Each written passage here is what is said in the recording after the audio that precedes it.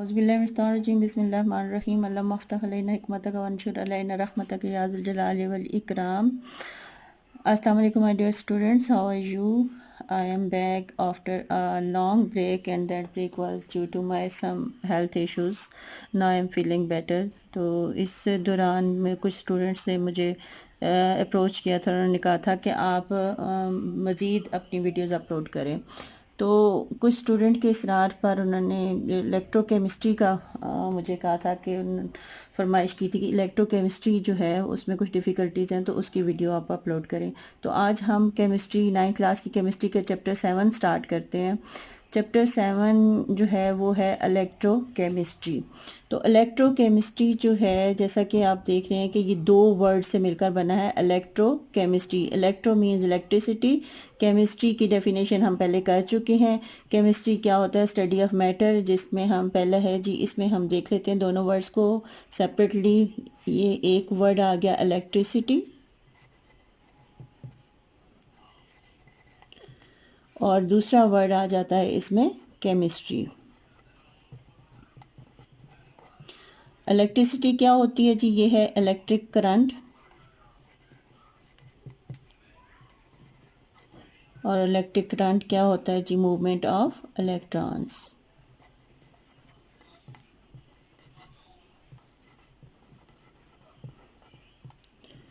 Chemistry में हम क्या पढ़ते थे? केमिस्ट्री की डेफिनेशन हमने की थी कि it is the study of matter. और मैटर का हम क्या चीज़ स्टडी करते थे? उसकी स्ट्रक्चर, कंपोजिशन, उसकी प्रॉपर्टीज़ और उसमें जो चेंजेस आती हैं तो उनको हम सारों को स्टडी करते थे। यहाँ पर क्या आ जाएगा? Chemical reactions. केमिस्ट्री का जो है ये क्या मुराद हमने यहाँ पर लेनी है? केमिकल रिएक्शंस जो हम केमिस्ट्री में स्टडी करते हैं।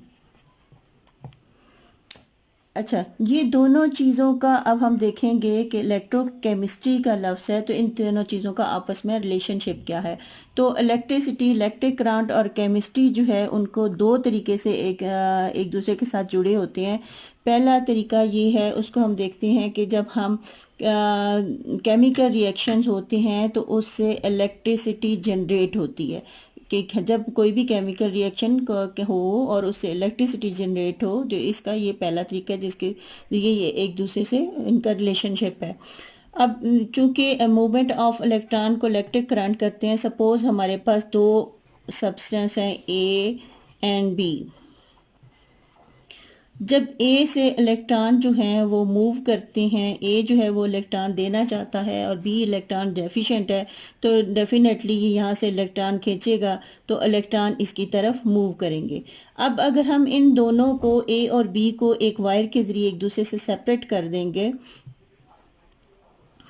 दरम्यान में हम एक वायर के ज़रिए इन दूसरों को एक दूसरे से सेपरेट करते हैं, तो क्या होगा जी? ये इलेक्ट्रॉन जो होते हैं इस वायर के थ्रू यहाँ पे इनका जो है मूवमेंट होगी और ये ए से मूव करेंगे किसके लिए? बी के लिए। तो वायर के अंदर जो इलेक्ट्रॉनों की मूवमेंट होती है, इसका मतलब है कि यहाँ पे इलेक्ट्रिसिटी जनरेट हो रही थी। क्योंकि मूवमेंट ऑफ इलेक्ट्रॉन है तो इलेक्ट्रिसिटी जनरेट हो रही है। तो इस किस्म का जो केमिकल रिएक्शन होगा, जो बगैर किसी सोर्स के, जब दो सब्सटेंस आपस में मिलाए जाते हैं, जब दो केमिकल्स आपस में मिलाए जाएं और उनके थ्रू जब केमिकल रिएक्शन हो तो इलेक्ट्रिसिटी जनरेट हो, तो इस किस्म के केमिकल रिएक्शन को हम कहेंगे स्पॉन्टेनियस रिएक्शन। क्या कहेंगे? स्पॉन्टेनियस। अच्छा, एक तो ये तरीका है जिस तरीके से इलेक्ट्रिसिटी और केमिस्ट्री आपस में जुड़े हुए हैं, यानी इनका रिलेशनशिप है। अब दूसरा रिलेशनशिप क्या होगा कि फ़र्ज़ करें हमारे पास दो ऐसे सब्सटेंस आ जाते हैं, सी और डी हम ले लेते हैं। दो ऐसे सब्सटेंस हैं जो कि सी इलेक्ट्रॉन देना नहीं चाहता और डी जो है वो उसको इलेक्ट्रॉन की हाजत नहीं है। अब इलेक्ट्रॉन की मूवमेंट कैसी होगी? यानी यहाँ पे इलेक्ट्रॉन्स जो हैं सी से डी के थ्रू, ये जो है सी देना ही नहीं चाह रहा, इलेक्ट्रॉन जो है वो मूव नहीं कर रहे डी की तरफ, ये वाला पॉसिबल नहीं है। तो इसके लिए हम क्या करेंगे कि हम एक्सटर्नल फोर्स या एक्सटर्नल एनर्जी अप्लाई करेंगे। वो क्या करेगी कि हम इलेक्ट्रिसिटी की सूरत में जब इसको प्रोवाइड करेंगे, हम दरमियान में वायर लगा के सी और डी के दरमियान एक बैटरी लगा देते हैं जो इसको इलेक्ट्रिक करंट या इलेक्ट्रिसिटी प्रोवाइड करती है। तो ये बैटरी क्या करेगी? सी से इलेक्ट्रॉन को खींचेगी, ज़बरदस्ती इससे इलेक्ट्रॉन को छीन लेगी और उसको फिर ज़बरदस्ती जो है पुल करेगी इलेक्ट्रॉन्स को किसकी तरफ, डी की तरफ। यानी केमिकल रिएक्शन होगा जब हम सी से इलेक्ट्रॉन बैटरी के ज़रिए इलेक्ट्रिक सप्लाई के ज़रिए सी से इलेक्ट्रॉन छीनेंगे और डी की तरफ को करेंगे तो यहाँ पे क्या होगा, केमिकल रिएक्शन अकर करेगा।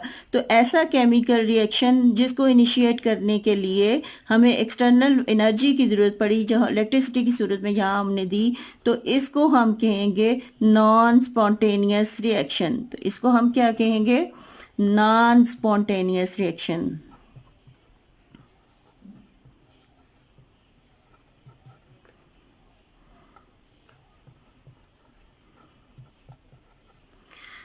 अच्छा, यहाँ पे हमने पहली सूरत में क्या किया कि हमने यहाँ पे दो केमिकल रिएक्शन जो है उसको इनिशिएट किया। जब केमिकल रिएक्शन हुआ तो इलेक्ट्रिसिटी जनरेट हुई, यानी हमने केमिकल एनर्जी को स्पॉन्टेनियस रिएक्शन में हमने केमिकल एनर्जी को इलेक्ट्रिकल एनर्जी में कन्वर्ट किया। यहाँ पे हमने क्या किया कि हमने इसको क्या हमने अप्लाई किया, यहाँ पर इलेक्ट्रिकल एनर्जी जो है वो इसको सप्लाई की और जिसके ज़रिए हमने केमिकल रिएक्शन को इनिशिएट किया। इसका मतलब है कि यहाँ पर हमने इलेक्ट्रिकल एनर्जी को केमिकल एनर्जी में कन्वर्ट किया। तो इस तरह जो है ये दो किस्म के रिएक्शंस यहाँ पे होते हैं। यानी इलेक्ट्रोकेमिस्ट्री को फिर हम डिफाइन कैसे करेंगे कि electrochemistry is the branch of science which deals with the interconversion of electrical and chemical energy. यानी कन्वर्ट करना कि केमिकल एनर्जी को इलेक्ट्रिकल एनर्जी में, इलेक्ट्रिकल एनर्जी को केमिकल। स्पॉन्टेनियस और नॉन स्पॉन्टेनियस की अगर हम आपको आपकी जो लाइफ में आपके एग्जांपल देना चाहें तो आप यूँ समझ सकते हैं कि आपके घरों में जो पानी सप्लाई होता है, टंकी में ऊपर पानी जमा किया जाता है और जो ही आप इस्तेमाल करते हैं, टैप खोलते हैं तो आपके पास पानी आ जाता है। यानी टंकी से पानी जो है आप तक कैसे पहुँचता है, नीचे कमरों में कैसे जाता है, वॉशरूम्स में, किचन में कैसे आता है, वो विदाउट एनी एनर्जी सप्लाई किए हुए पानी जो है वो टंकी से नीचे आ जाता है। तो इसको हम स्पॉन्टेनियस प्रोसेस कहेंगे। इसके अगेंस्ट जब हम टंकी खाली हो जाती है तो हम टंकी को भरने के लिए क्या करते हैं, या जो भी सोर्स ऑफ वाटर का चाहे डिगी बनी हुई हो नीचे या फिर बोरिंग की हुई हो, तो हमें इस टंकी को भरने के लिए मोटर चलानी पड़ती है। मोटर यानी उसको इलेक्ट्रिसिटी सप्लाई के ज़रिए मोटर चलाकर पानी को ऊपर लेके जाना पड़ता है। यानी वो उसके लिए एक फोर्स अप्लाई करनी होती है, विदाउट फोर्स पानी नीचे से ऊपर नहीं जाता। तो ये वाला जो प्रोसेस होगा वो नॉन स्पॉन्टेनियस प्रोसेस होगा। तो इसी तरह यहाँ पर भी स्पॉन्टेनियस और नॉन स्पॉन्टेनियस प्रोसेस है। ये जितने भी चाहे स्पॉन्टेनियस प्रोसेस है चाहे नॉन स्पॉन्टेनियस प्रोसेस है, तो ये जो रिएक्शंस होते हैं इन रिएक्शंस को हम यहाँ पे इलेक्ट्रोकेमिस्ट्री में हम कहेंगे ऑक्सीडेशन रिडक्शन रिएक्शंस। क्या हम कहते हैं, ऑक्सीडेशन। दो तरह के रिएक्शन होते हैं, ऑक्सीडेशन रिएक्शन और दूसरा होता है रिडक्शन रिएक्शंस।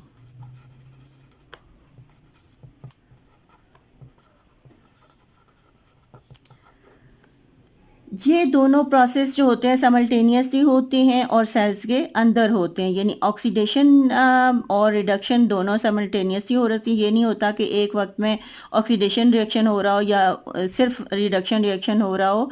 ये प्रोसेस सेल के अंदर होता है और at a time simultaneously oxidation और रिडक्शन प्रोसेस दोनों साथ होते हैं। और इन दोनों को मिला के जब हम रिडक्शन का RED रेड लेते हैं और ऑक्सीजन का OX लेते हैं तो दोनों प्रोसेस को कंबाइन करके इनको रिडॉक्स रिएक्शन कहते हैं।